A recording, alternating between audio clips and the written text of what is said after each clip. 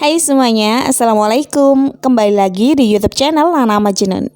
Di video kali ini aku bikin salah satu resep bolu pandan marmer ekonomis yang cara buatnya dengan menggunakan teknik all in one. Nah, teknik ini sangat mudah banget karena kita hanya cukup mencampurkan semua bahan di dalam satu wadah. Untuk hasilnya jangan khawatir, ini sangat lembut, empuk dan juga legit anti bantat. Nah, ini juga bisa kalian jadikan sebagai dijualan ya. Mau tahu cara buatnya? Tonton video ini sampai selesai dan pastikan kalian sudah subscribe.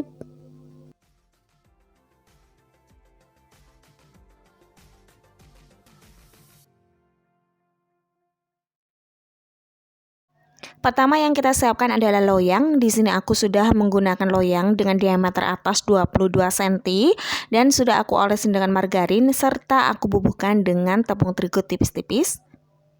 Nah, untuk loyangnya aku menggunakan loyang sifon. Kalau teman-teman nggak punya bisa menggunakan loyang biasa dengan ukuran yang sepadan.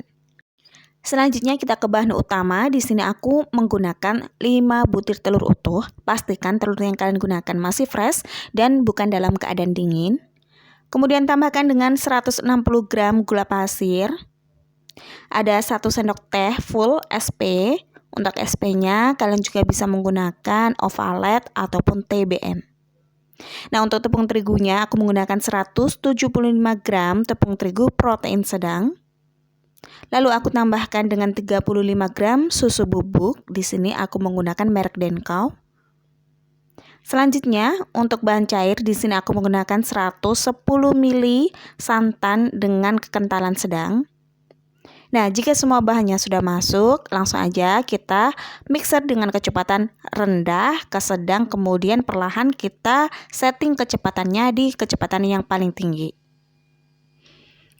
Untuk waktu nge-mixernya kira-kira 10-15 menit tergantung kecepatan dari mixer masing-masing.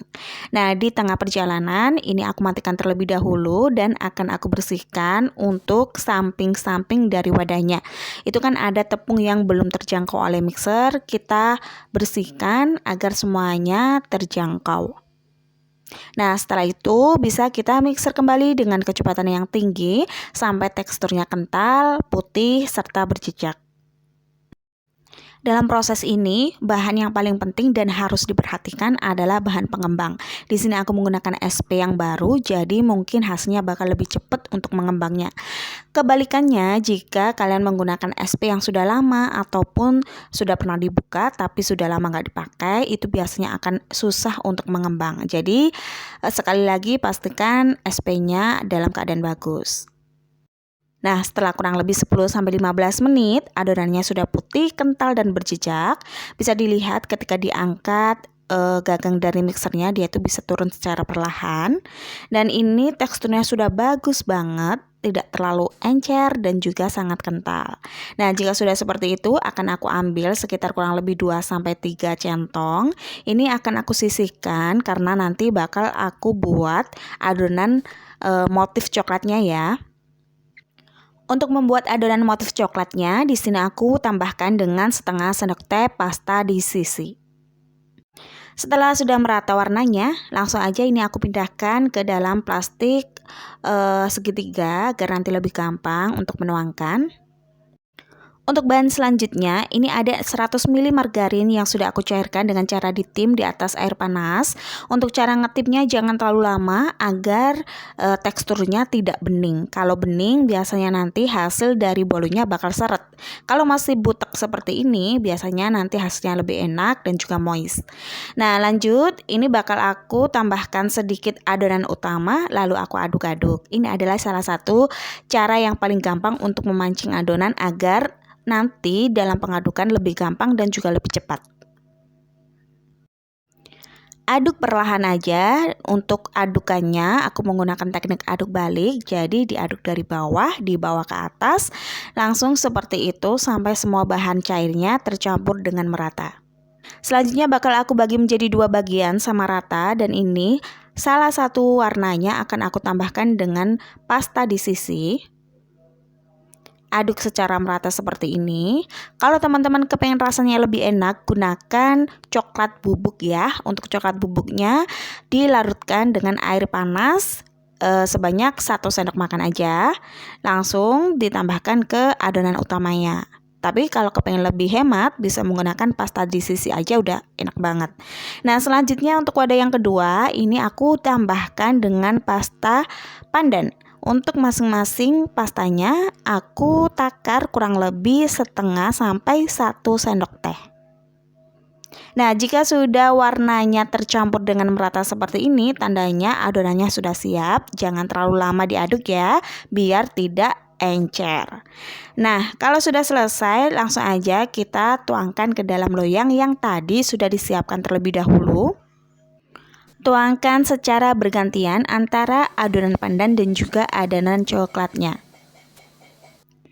Nah, jika semuanya sudah selesai, tinggal kita tutup dengan adonan pandannya secara merata hingga menutupi semua adonan yang berwarna coklat. Oke, sudah tertutupi semuanya, tinggal kita tambahkan dengan motif coklatnya di atas. Untuk motif ini kalian bisa menggunakan motif apa aja ya, sesuai dengan selera. Aku sudah banyak banget bikin di video-video sebelumnya. Jadi ini adalah salah satu motif yang paling gampang menurut aku ya. Jadi kita tinggal geser-geser aja untuk motifnya, dan ini cukup sederhana banget. Kalau teman-teman kepengen yang lebih bagus juga boleh, silahkan aja ya. Oke, semuanya sudah selesai, tinggal kita hentakan 1-2 kali agar gelembungnya keluar, kemudian bisa kita oven. Untuk ovennya sebelumnya ini sudah aku panaskan terlebih dahulu dengan suhu 160 derajat, api atas bawah selama 10 menit. Selanjutnya masukkan loyang yang berisi adonan dan setting suhunya di 160 derajat Celcius, api atas bawah selama kurang lebih 30-40 menit.